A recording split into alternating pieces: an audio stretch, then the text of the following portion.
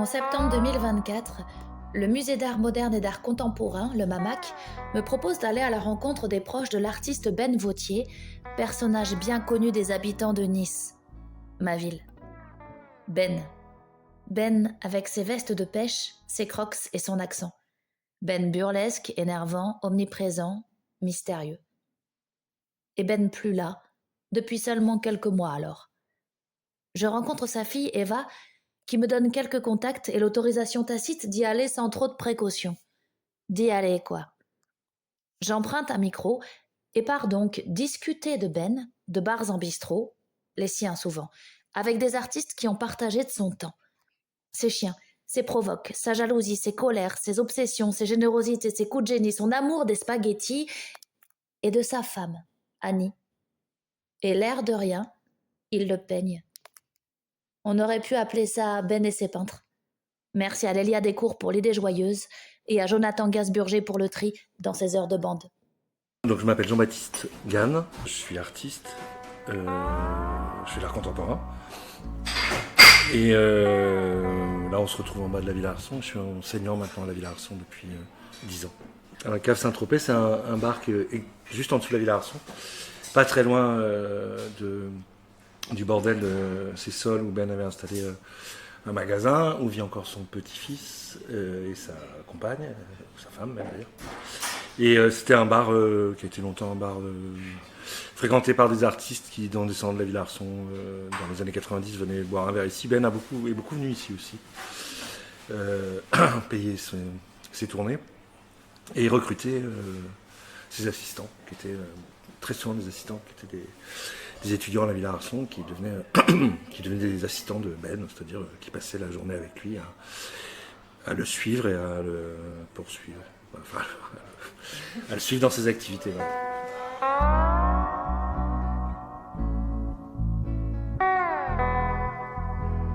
Moi j'étais assistant pendant pas mal d'années, mais j'étais pas très bon, enfin je savais pas trop quoi faire. J'étais pas très bon pour faire les fonds, parce qu'il faut faire des fonds, il fallait faire les fonds noirs ou les fonds blancs ou les fonds jaunes, pour les tableaux, pour les écritures. Marc faisait ça beaucoup mieux. Mais moi j'étais bon en conversation, il aimait bien me parler de politique internationale. En fait. Donc, j'étais très bon en conversation, et après il y avait des assistants qui étaient bons en idées, il aimait bien leur piquer des idées. Donc, c'était, voilà. Moi j'étais bon en conversation. Et j'ai passé pas mal de temps, même des étés, en fait, quand Annie partait dans la montagne au nord de l'Italie, je crois que c'est vers Cuneo, elle partait pendant un mois et Ben était complètement paumé, donc il fallait qu'il y ait quelqu'un avec lui en permanence. Donc c'était le rôle de l'assistant. Et donc on passait des journées entières ensemble. Puis on mangeait au restaurant parce qu'il savait rien cuisiner. Donc.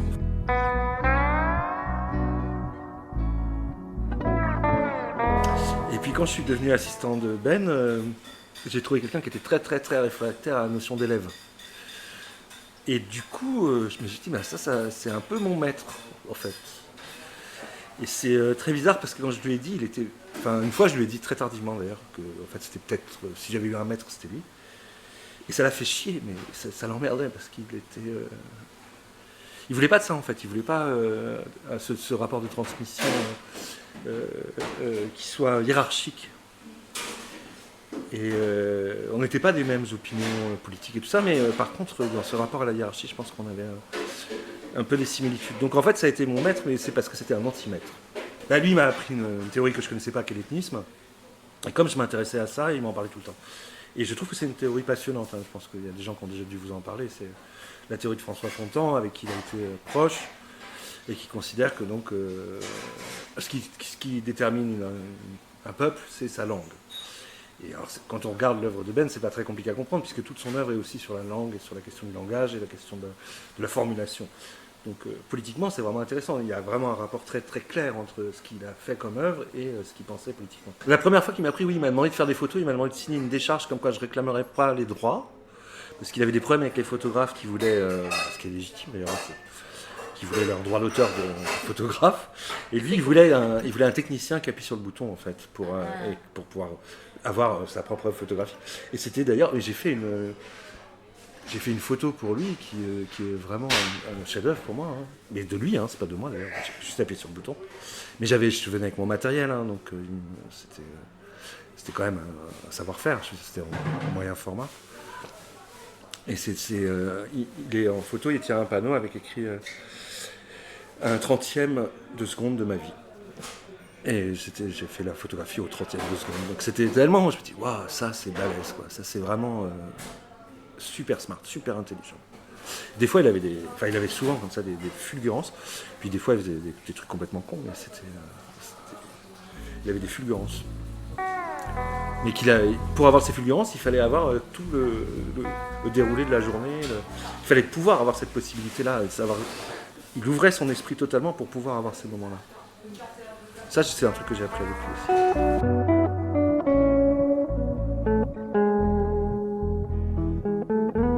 Ça, c'était il y a 10 ans, je pense, une dizaine d'années. J'étais dans les jardins de la Villa Arsan, il y avait une exposition de Jean Dupuis. Et moi, j'aime bien Jean Dupuis, on s'entend bien. J'allais à Pierrefeu souvent, notamment avec les copains de Ben de la Fondation Univers Vert, hein, qui sont à Pierrefeu dans la RPI niçois. Et Ben vient pour retrouver Jean dans le jardin, et je me retrouve avec les deux à boire un café dans le jardin de la Villa Arsan. Et ils devaient aller voir une expo ensemble dans la semaine. Ils avaient été voir une expo ensemble dans la RPI d'un copain commun à eux deux. Et il commence à s'engueuler, il dit, mais je t'avais dit, je voulais pas y aller, toi tu as voulu absolument y aller, tu as insisté, genre, pourquoi moi je voulais pas y aller?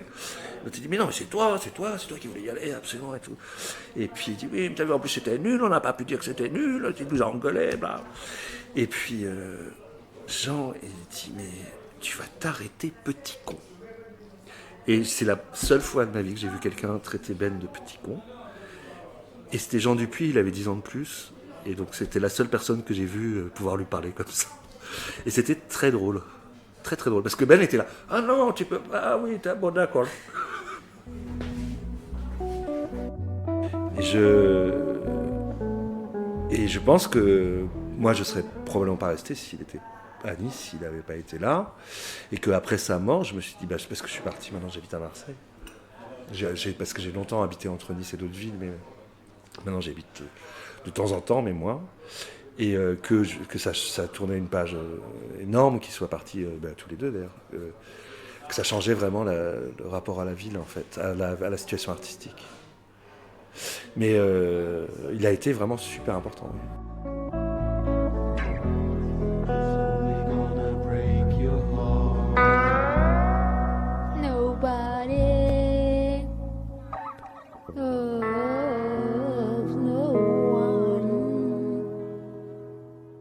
Voilà. Merci.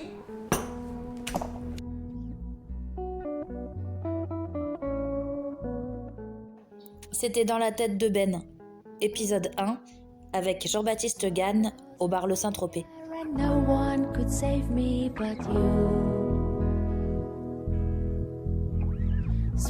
C'est moi qui l'ai fait avant vous.